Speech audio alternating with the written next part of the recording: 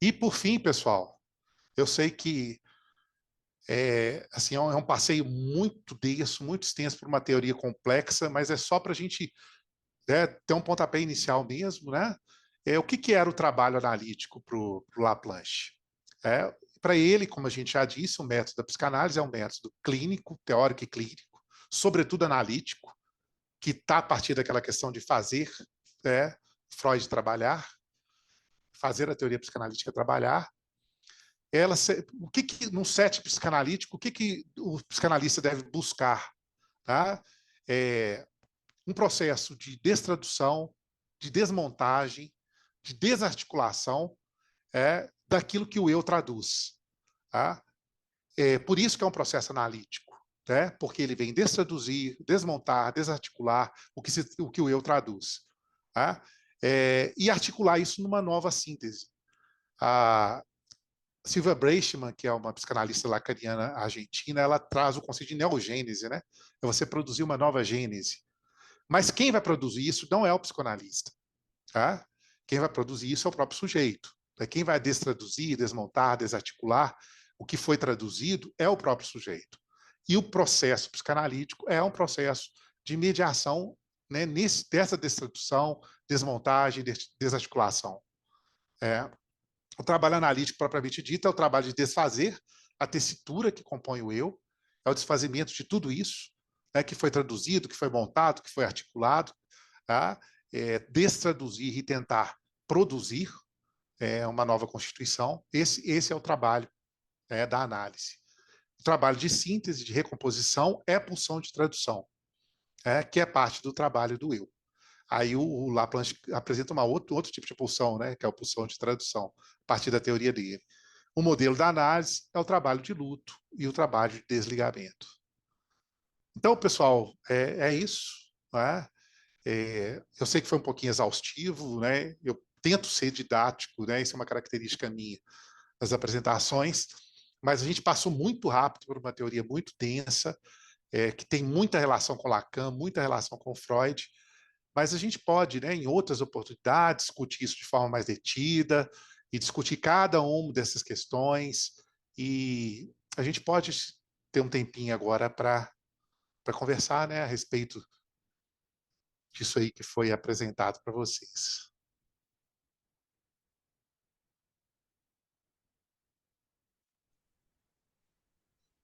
Oh, tá ótimo, Marcos.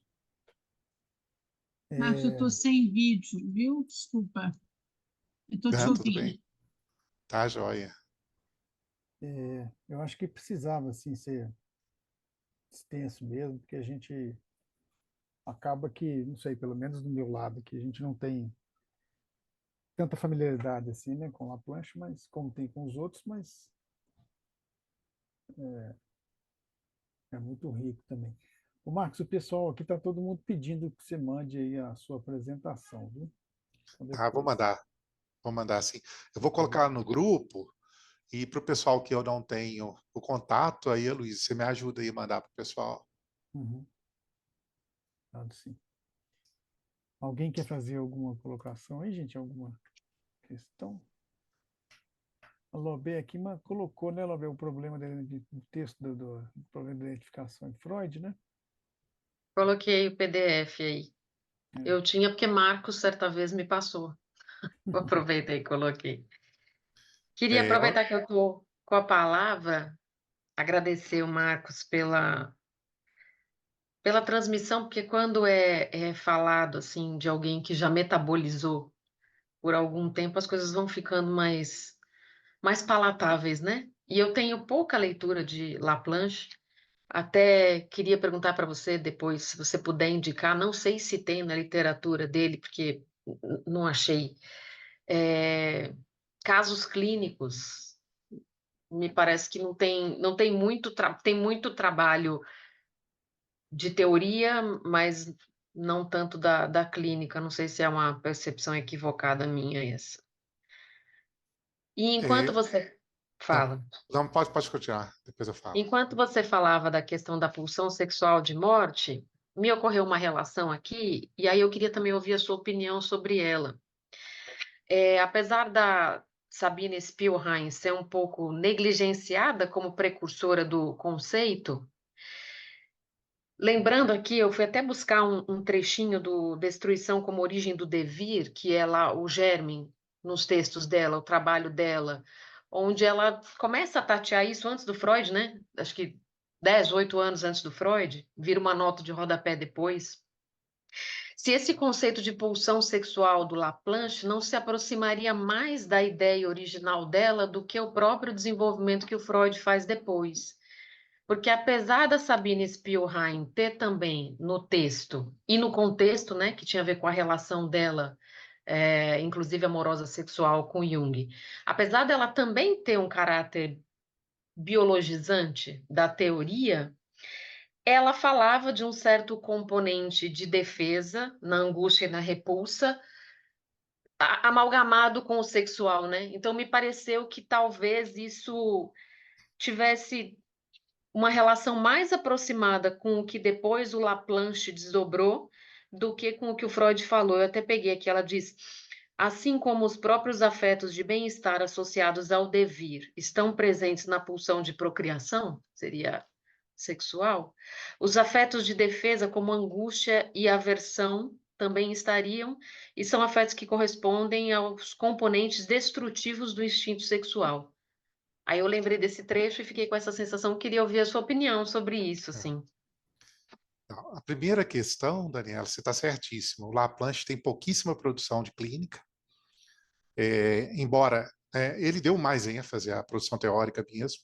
Ele tem um texto só, eu acho, sobre clínica, sobre caso clínico. O restante é discussão teórica.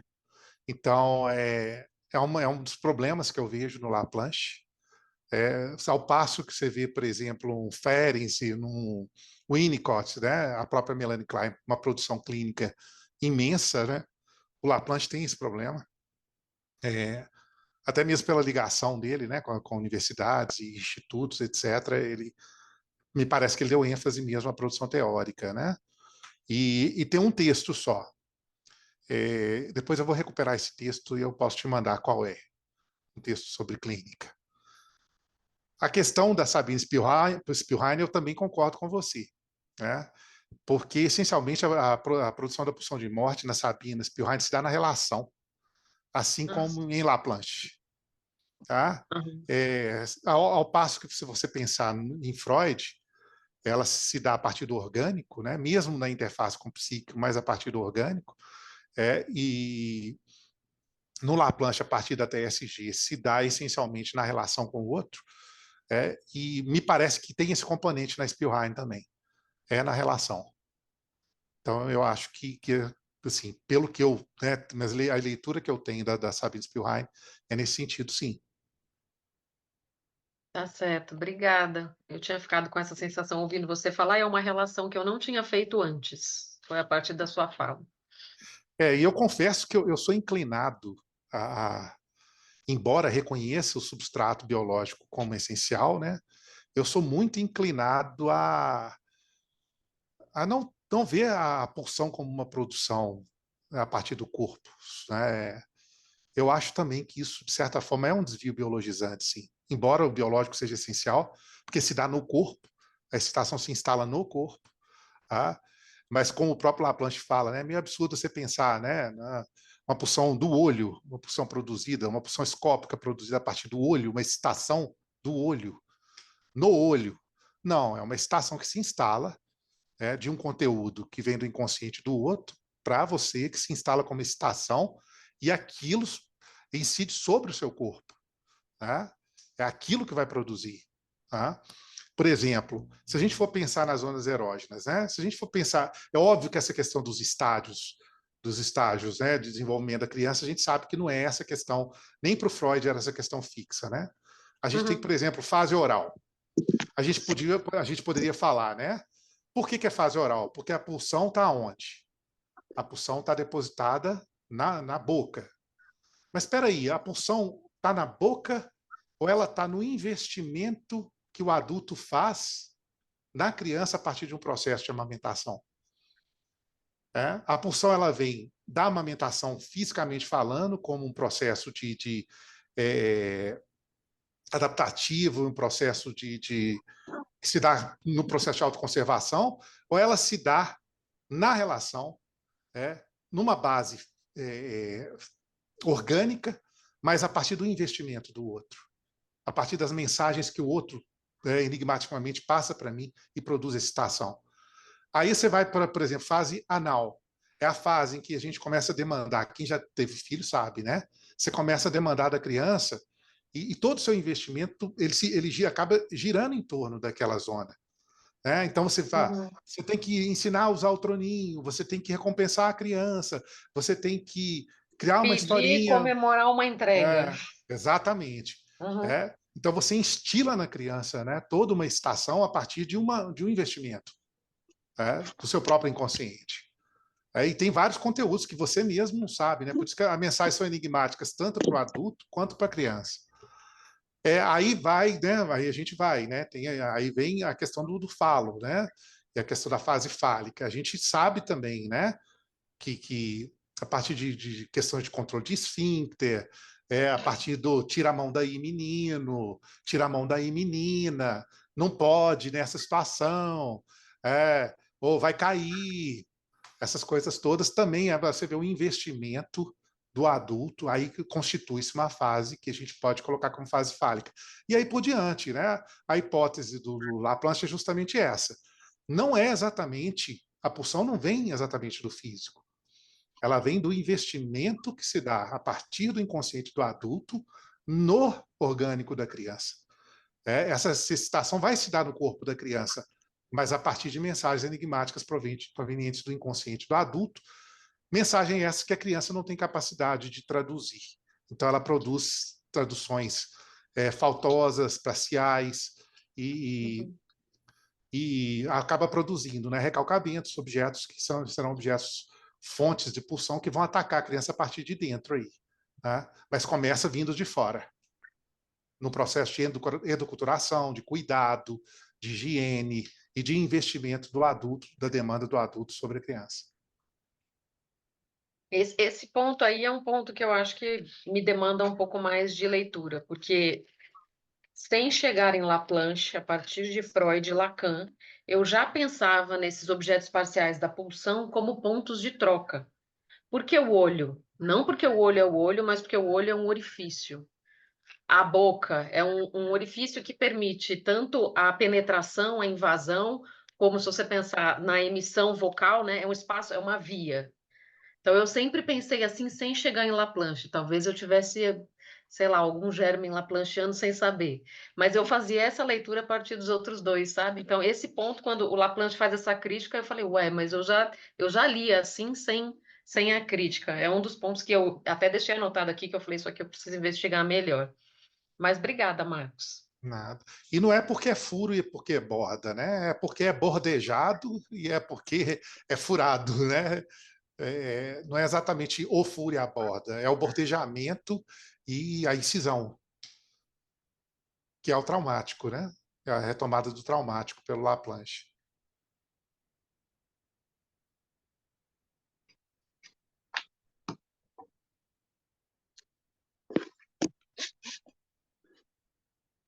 Faz muito sentido para mim também esse pensamento. A gente fica aqui refletindo, né?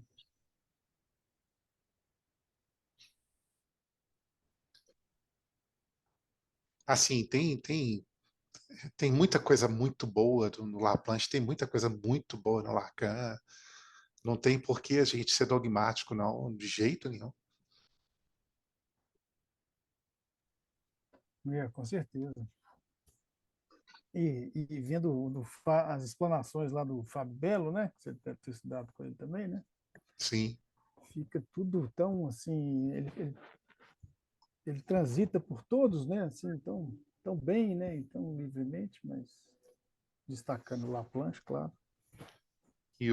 Agora o Fábio Belo, como um Laplaciano de carteirinha, ele critica muito o Lacan. Só que assim, eu acho que falta no Fábio Belo um pouco mais de conhecimento de alguns elementos, principalmente do Lacan, do último Lacan, tá? que ele não é que ele abandonou, né? Mas ele transitou por outros lugares para além da questão da ordem simbólica, né? Ele, esses conceitos, principalmente, né, que a gente colocou aqui hoje, né? O conceito de letra, o conceito de objeto A, a questão do gozo e do real, e a questão dos próprios discursos, né? Ele já um outro Lacan, que não é esse Lacan tão estruturalista, né? Esse primeiro Lacan que o Laplanche critica tanto.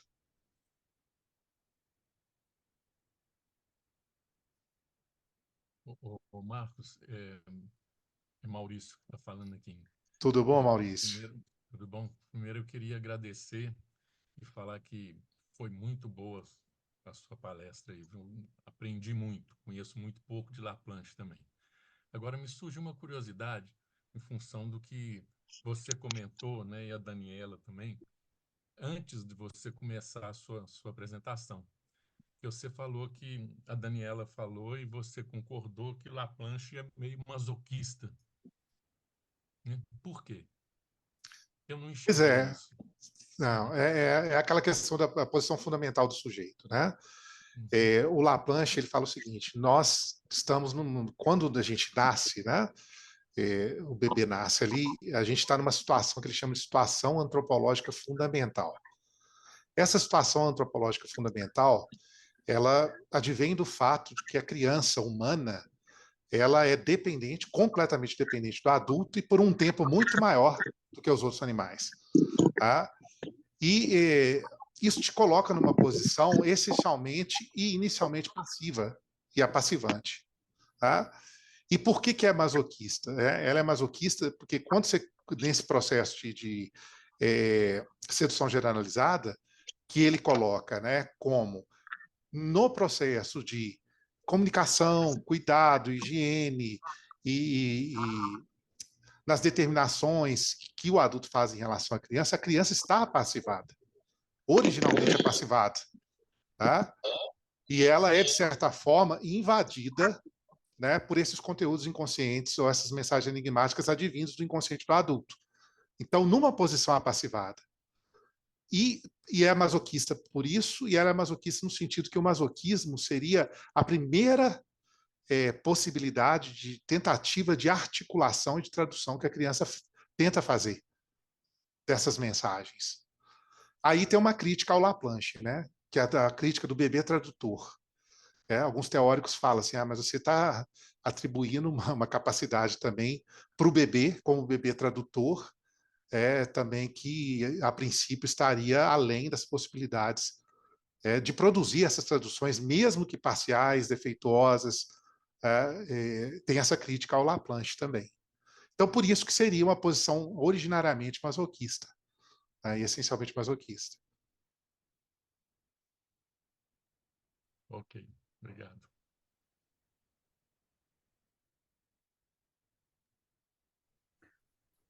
Ô Marcos, o que o Laplanche fala da perversão? Pode falar um pouco mais aí? Ali tem aquela questão, né? Se a gente for considerar o que seria a perversão em Freud. Tem uma frase do Laplanche que ele é muito legal. Ele fala assim: se há perversão, é a perversão do instinto. Essa é uma frase do Laplanche. O que ele quer dizer com isso? Né? Ele quer dizer o seguinte: a sexualidade ela aparece. O que é a sexualidade? Quais são as três características da sexualidade infantil?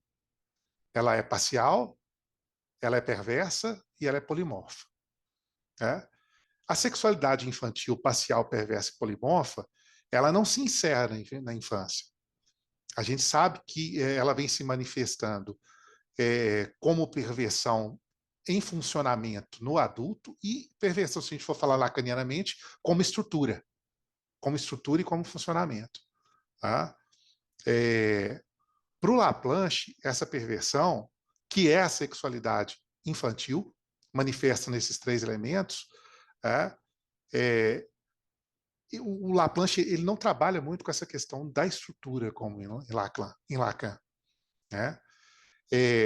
O perverso, né, no adulto é aquilo que se manifesta como sexualidade infantil. perversa, parcial e polimorfa. Né? E aí a gente sabe, né, a perversão em Freud e no Lacan ela aparece como uma estrutura, né? E em Freud ela tem uma série de características também, né? Que, como Freud coloca ali, né, que o modelo para perversão, o modelo essencial para perversão é o fetichismo. O que é o fetichismo? O fetichismo é o horror que a diferença sexual traz para a criança. Então, no momento de constatação dessa diferença sexual, que é a visualização do sexo da mulher, né? Para evitar esse horror, o que a criança faz? Ela coloca um substituto. Esse substituto pode ser o quê? Um sapato, pode ser uma roupa íntima, pode ser uma plumagem, que o Freud até fala, né? É aquilo que se constitui como a última ou a primeira visão que se dá antes da constatação da diferença sexual. Então, no Freud, a perversão ela se dá essencialmente pela perspectiva do fetichismo, né? O Laplanche não, ele fala, né? O modelo da perversão é o masoquismo. Por quê? Porque é a perversão que se manifesta como a sexualidade infantil remanifesta no adulto, de forma parcial, de forma a gente fugiu os 3 P's aí, parcial, polimorfa e perversa.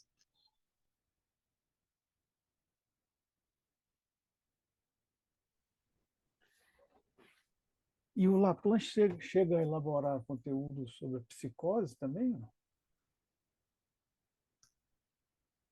Ele tem alguma coisa sobre a psicose, mas eu não tenho leitura aprofundada nisso ainda não, Uhum. Aloysio.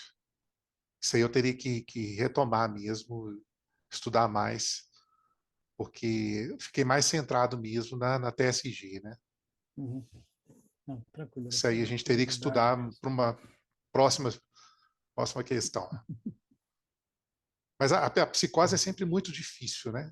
A Pois é. psicose é muito difícil no Freud, é muito difícil no Lacan. A questão da forclusão no Lacan não é uma coisa fácil de entender. A psicose no Freud, ela, ela varia muito, né? Ela anda pela neurose, ela vai por determinados elementos, ela passa pela bissexualidade, mas é assim, é uma coisa que não tem nada taxativo, entendeu? No Freud não tem, no Lacan já tem a questão da forclusão do significante, que é estruturante, que é o nome do pai, né? Mas também é uma elaboração bem complicada, né? A psicose é uma coisa que me atrai muito estudar.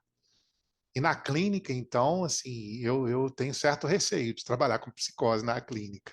Não sei se eu dou conta, não. Acho que todo mundo tem, né? Ô Marcos, Oi, queria fazer uma pequena pergunta aqui. É só uma provocação mesmo e, primeiramente, agradecendo, viu, pelo convite. eu Estou que eu agradeço. Foi maravilhoso, viu? Parabéns mesmo. E instigante, porque eu também não estudei Laplanche em momento nenhum. Então, tem aqui eu, o Adonias, o nosso amigo aqui, e também a Neuma, que está presente aqui. Nós não somos do grupo de vocês, mas estou me sentindo em casa, né? Valeu demais aí pela abertura. E no início da sua fala ficou a parte simbólica lá da referência mitológica, né? Com a Bacante. Vocês comentaram até que foi uma sintonia, não foi proposital, mas uma sintonia perfeita, né? Então, o lema da Bacante, eu queria fazer uma pequena provocação em relação a duas coisas que você apresentou aqui, e é só por curiosidade mesmo, tá? Em outras oportunidades eu vou ter o prazer de conversar pessoalmente com você a respeito, eu tenho certeza. Beleza. Então, primeira É, ideia, sim, pode falar. só uma questão aqui, Anjo. Eu vou fechar a câmera aqui, só que a minha filha quer entrar no quarto, então ela não quer aparecer. Eu vou fechar a câmera aqui só um pouquinho. Tá. Então, Mas eu estou ouvindo. tá tranquilo. Então, a provocação aqui seria o seguinte: pensando o tema da vacante, no mito grego, quando você está possuído, né, pelo vinho, ocorre um fenômeno, que, muito curiosamente, era chamado de encrasiamento.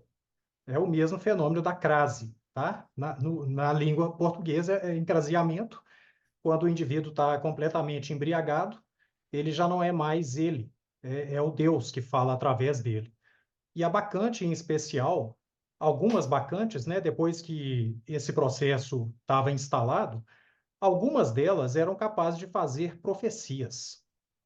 E aí, em outro momento da sua apresentação, você citou que o nosso analista aqui hoje era também produtor de vinho. Ele tinha uma vinícola, né? Trabalhou com a produção de vinho. Você trouxe, né, a referência de trabalhar a madeira e também o outro elemento que eu achei extremamente significativo para mim em particular, que ele fez uma leitura talmúdica do texto de Freud. Então a provocação é o seguinte: na ideia de fazer leitura talmúdica, né, os talmudistas eles tomam o texto original, o texto que é a base do estudo, como texto infalível. Então, mesmo as aparentes contradições, os equívocos, os desvios, os erros, são considerados como desafios do entendimento. E esse desafio do entendimento é o entendimento profético, tá? Então, é essa provocação. O que que você vê no Laplanche que a gente possa dizer assim, ele vê Freud como um texto infalível e do trabalho talmúdico dessa leitura, ele tira algo profético? A gente poderia pensar em, por exemplo, um destino pulsional profético para o sujeito? É conversa de Pois doido. é, é, é, é, realmente assim, é uma pergunta bem complexa mesmo, né? Agora, se a gente for pensar, né, por exemplo, enxergar o texto freudiano como um texto, no caso seria a Torá, né? Não seria o Talmud, seria esse processo sistemático de interpretação a partir fazer o Freud trabalhar, né? Mas eu acho que nesse sentido, então, o Laplanche ele não seria tão talmúdico, né? Porque ele não enxergava o texto do Freud como um texto infalível. Muito pelo contrário, o que ele queria realmente é fazer que todas essas contradições, todos esses recalcamentos, todos esses deslocamentos que existiam no texto do Freud aparecerem. Tá? Aquilo que tinha, isso aí pelo próprio método psicanalítico, né? Por isso que é ler Freud por Freud. E não era exatamente saber qual que era o recalcamento do Freud, do sujeito, era do texto, que se apresentava no texto. Então, de certa forma, se o Talmud, ele, apesar de interpretar sistematicamente a Torá, ele a considerava de qualquer forma infalível, eu acho que o Laplanche ele tinha uma outra perspectiva, né? Não é exatamente evidenciar as falhas do texto, mas evidenciar aquilo de processo psicanalítico que se pode encontrar no próprio texto. Tá? Agora, a questão de o que há de profético no pulsional, eu acho que se há alguma coisa que se pode dizer da pulsão, é exatamente aquilo que o próprio Lacan já fala, né? Que é aquilo que não se cansa de não se inscrever. Aquilo que é impossível e contingente. Aquilo, se a gente for falar, né, pelo Laplanche, aquilo que, ao tentar traduzir, eu vou sempre produzir uma falha tradutiva. Então, o profético é isso. Eu acho que se há um destino profético no pulsional, é que ele vai estar sempre sendo da ordem do impossível, do contingente, do não tradutível, né? E aquilo que não tem objeto prescritivo possível. Ótimo. Muito bom. Não sei Muito se eu bom. respondi. Não, respondeu, faz lembrar o próprio processo edipiano, que é uma profecia. E não tem sentido. E não cansa de se inscrever e coloca o indivíduo em movimento. E assim, para o Laplanche, inclusive, igual a gente falou, né? Essas fantasias originárias, das quais o Édipo é uma das principais, para eles são esquemas tradutivos, né? Elas não têm nada de transcendente. Elas se repetem por características também, né, que tem uma influência cultural muito forte e de modos de subjetividade que são produzidos historicamente dentro de condições históricas de possibilidade, e que acabam balizando o sujeito na produção dessas fantasias, que são esquemas tradutivos, vão ser falhos, né? Mas eles valem, eles funcionam. Assim como o mito funcionava, né? E sempre funcionou. Inclusive o Zizek, ele fala uma frase muito legal sobre o mito, né? Que ele fala que o mito vem produzir sutura para as falhas que a ciência, a filosofia e a racionalidade nos coloca. Então, essas fantasias, que são esquemas produzidos, também vêm produzir certa sutura para permitir que o sujeito funcione, né? Que o sujeito se estruture, que o sujeito consiga se organizar de certa forma. Mas se a gente colocar essas fantasias originárias, estruturantes aí também como algo, como um destino profético, né? E que invariavelmente vai acontecer, acaba produzindo no sujeito, fazendo com que o sujeito continue produzindo erros tradutivos, produzindo sintoma, produzindo adoecimento, tá? Porque se cola muito, né, nessas fantasias como fantasias estruturantes definitivas dogmatizadas. Aí você acaba sendo uma profecia que se confirma em si mesmo, né? Aquele tipo de profecia que autorrealizável. Tá certo, obrigado, viu, Marcos? Foi um prazer. Eu que Vamos conversar mais agradeço. depois. Foi ótimo. Vamos sim.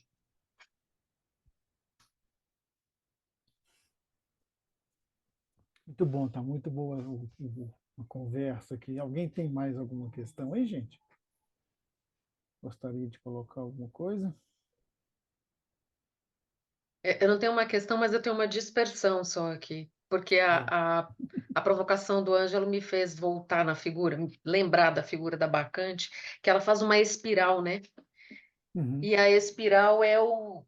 Estava pensando na dispersão subjetiva que o Marcos falava, que quando a gente é atravessado pela teoria, como ele também iniciou falando, ora a gente está nesse movimento de torcer, espiralar e capturar alguma coisa, igual cobra quando faz constrição, né? Ora a gente está lá na posição do bebê capturado, mirando o que está ali no extremo oposto. Então, fiquei pensando nessa provocação que a psicanálise faz, que é quase como uma armadilha, né? A espiral que a Bacante tem nessa escultura.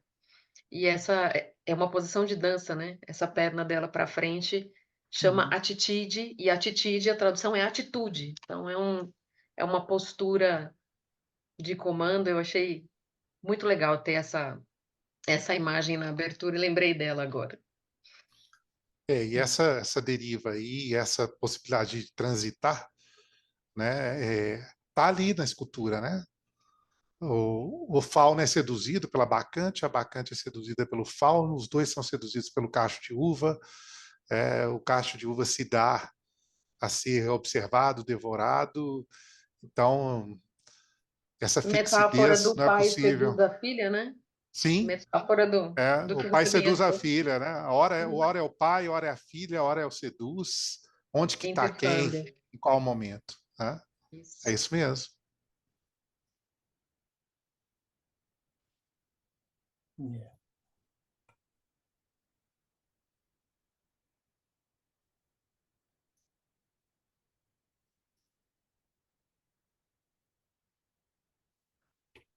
Algo mais, gente? Ou o real do relógio aqui vai ter que imperar?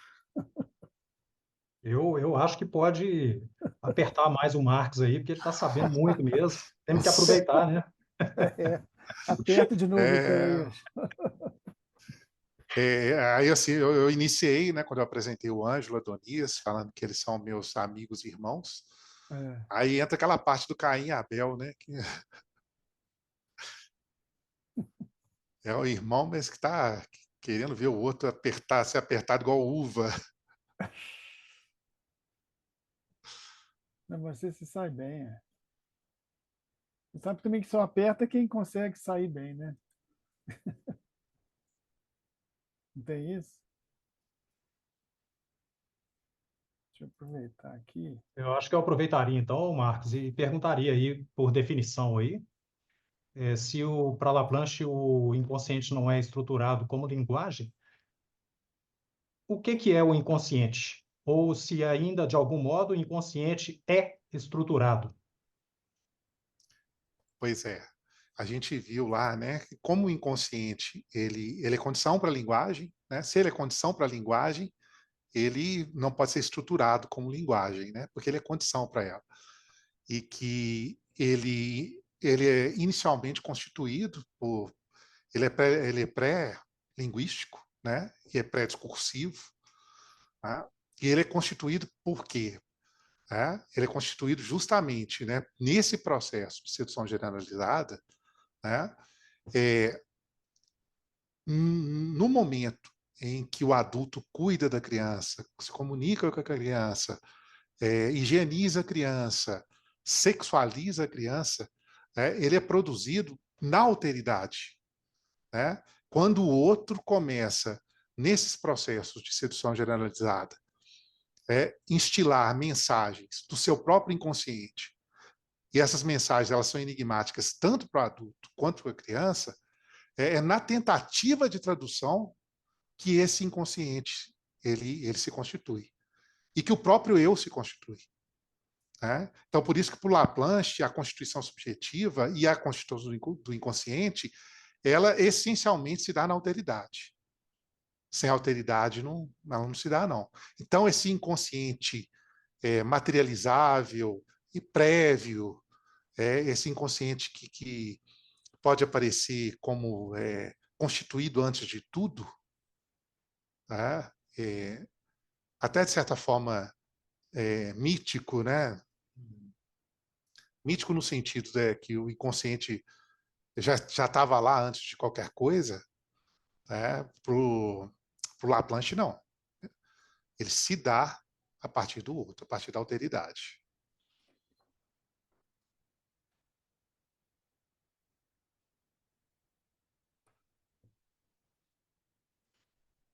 Só para Eu provocar. não sei se eu deveria falar. Claro que deve, né? Por que não? Por ser o mais leigo no grupo a respeito do assunto.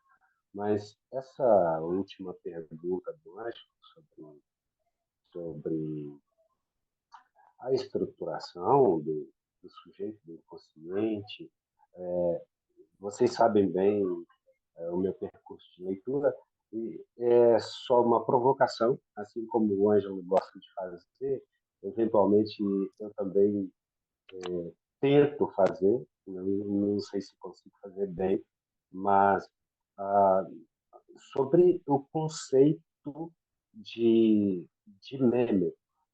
Claro, isso não tem uma ligação direta com a psicanálise, mas o conceito de meme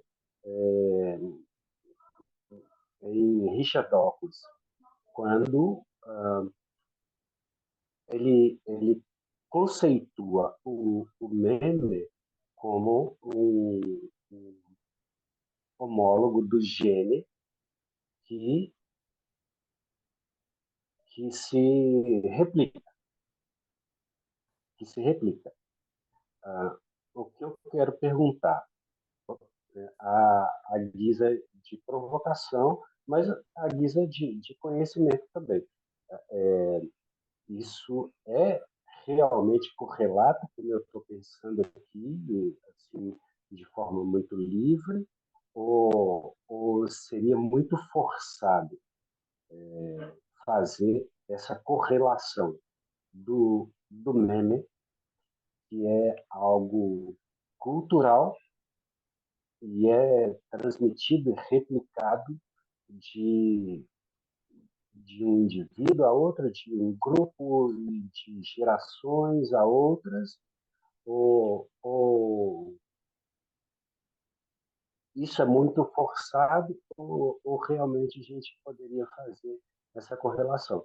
Bom, eu sei que a gente não está trabalhando agora com genética evolutiva, perfeitamente contextualizado aqui no tema do encontro, mas isso acaba como eu admitiria, talvez eu fosse um pouco dogmático nesse sentido, mas não por escolha, por limitação mesmo. Me parece que essa transmissão dessa estruturação é algo muito, não tem o substrato biológico, fisiológico, como você expressou em várias partes da sua apresentação, porém não é dessa ordem. E não sendo dessa ordem, de que ordem seria? Talvez a resposta dada por Dawkins fosse essa natureza memética da vida. Aí a gente já transcende, a gente já ultrapassa os limites do que a gente está conversando, mas tá tudo é tudo envolvido com a vida.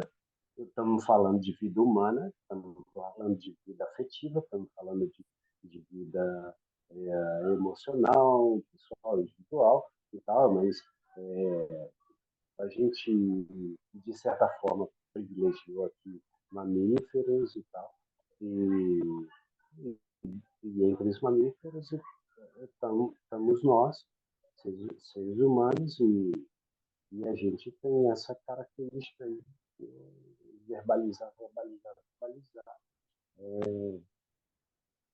e produzir memes,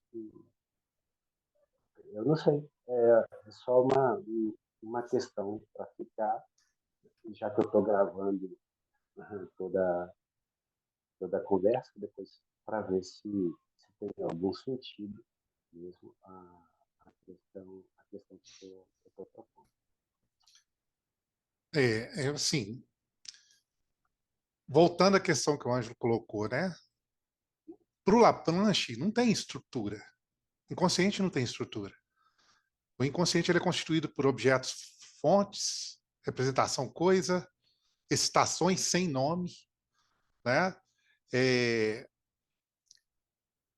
Toda vez que se tem um processo de tentativa de traduzir essas coisas, a tradução vai ser falha. O inconsciente é feito de engramas, né? Que são impressões psíquicas que são impressas, né? Por uma experiência do sujeito. Então não tem estrutura, tá? É de outra ordem.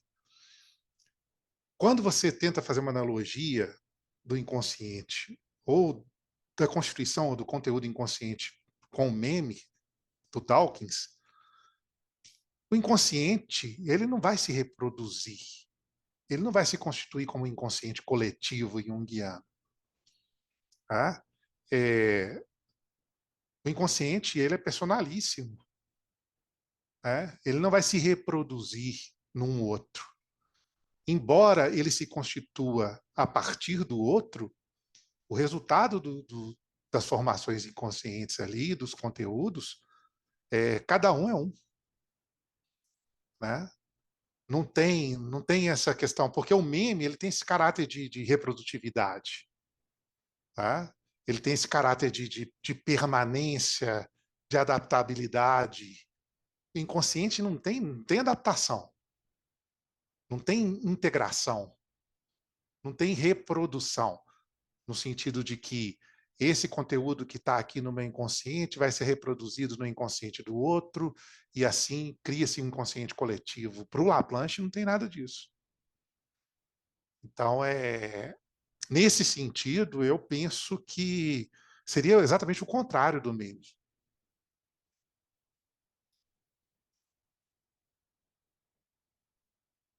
As sínteses que são produzidas, né, nas tentativas tradutivas a partir do conteúdo inconsciente, cara, né, não tem reprodutividade nelas. né? Tá bom.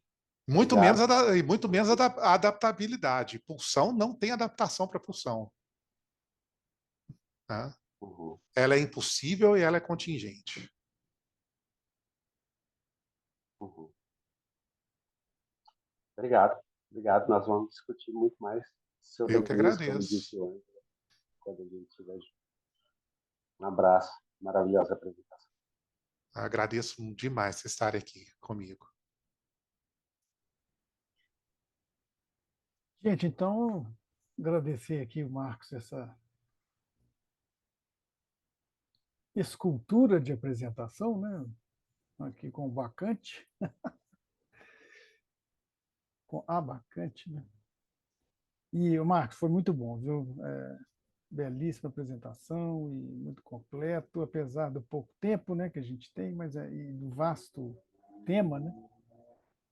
Mas é bom porque é instigante. Acho que para todos nós aqui que não somos muito familiarizados com a plancha, mas é só instiga cada vez mais a gente poder pesquisar e ler mais sobre a teoria, né?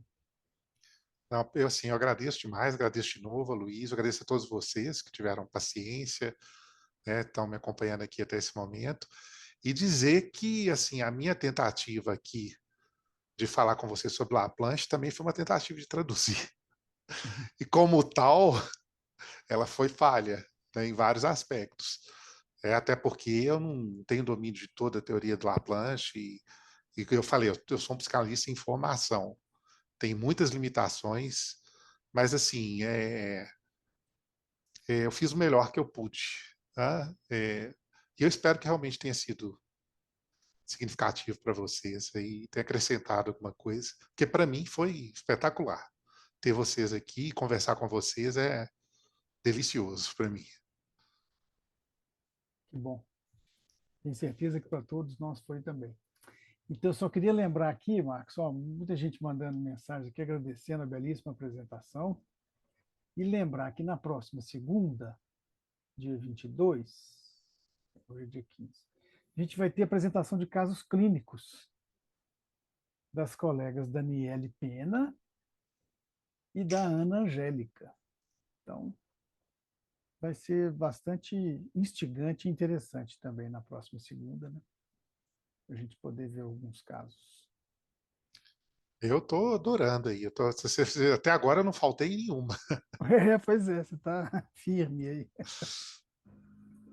Pensei em faltar hoje, mas Manda link pra gente.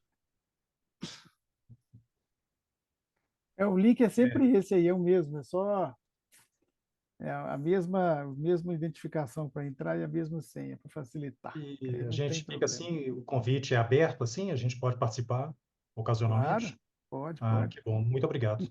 Que ótimo. Nós teremos ainda mais dois, dia 22 e dia 29. Ok. Tá bom? Então, agradeço ao Marcos, Gente, um principalmente a abraço a todos que todos aí. estão aí. Muito obrigado, viu, gente? Que obrigado, participaram. pessoal. Obrigado. Boa Boa noite, um noite. abraço.